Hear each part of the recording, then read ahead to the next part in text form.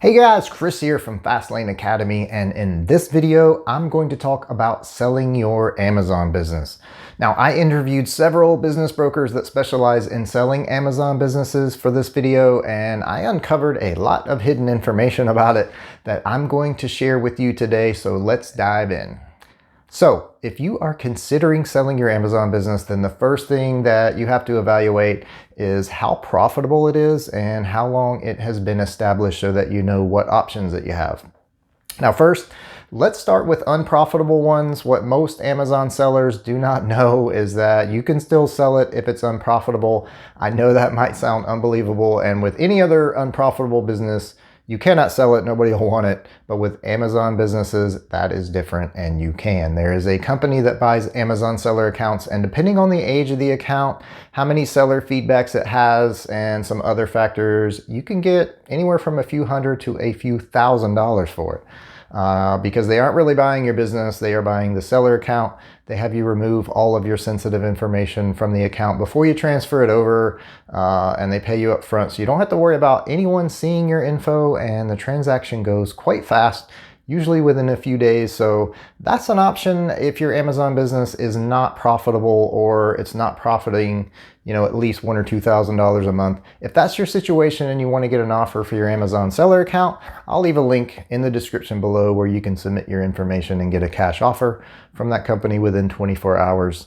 Now, let's move on to profitable Amazon businesses. What I found after interviewing several business brokers that specialize in selling Amazon businesses is that, each one has different minimum net profit requirements. And the lowest monthly net profit requirement that I could find was $2,000 a month. And the business has to be established and showing those monthly net profits for at least 1 year. Now, if you're not there yet, then you're going to have to work on getting to that point to be able to sell it. So keep that in mind before you move forward. And now, if you can show proof of those net profits for a longer period of time, then that's even better, and it'll give you a higher valuation, but that's the minimum 1 year, $2,000 a month. So some of them even require $4,000 to $8,000 a month in monthly net profits, but as long as you have at least $2,000 per month for at least that year or more, then you can sell it.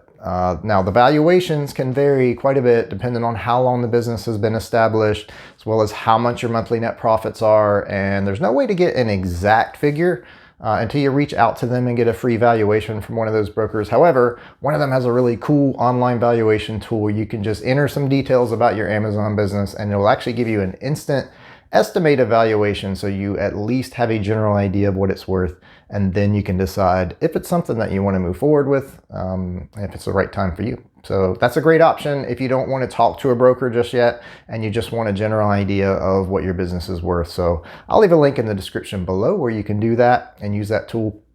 It's absolutely free. Another very interesting thing I discovered during these interviews was that over the last year, there has been a huge surge in demand for Amazon businesses.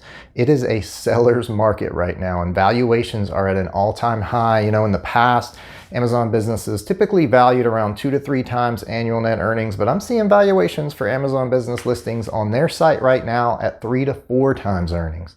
And they weren't sure how long that this was going to continue. So keep in mind that your business is probably worth more than it has ever been. So probably a good idea to find out at least how much yours is worth, then decide if it's the right time for you to sell and take advantage of this temporary buying frenzy that's going on. So keep in mind that when determining your net profits, though, one thing to consider is what they call owner add backs.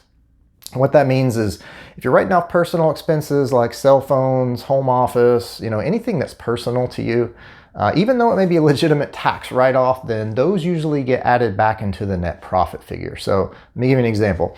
If you had $60,000 in net profit showing on your reports and your tax return, but you had $30,000 in personal expenses that you wrote off, then that actually counts as $90,000 in annual net profit. So that's what you want to factor in. And another thing to factor in is going to be your broker fees. Just about every one of them charge around 15% of the sale price, but the fees do drop lower to around 10 to 12% if the sale price is over $1 million.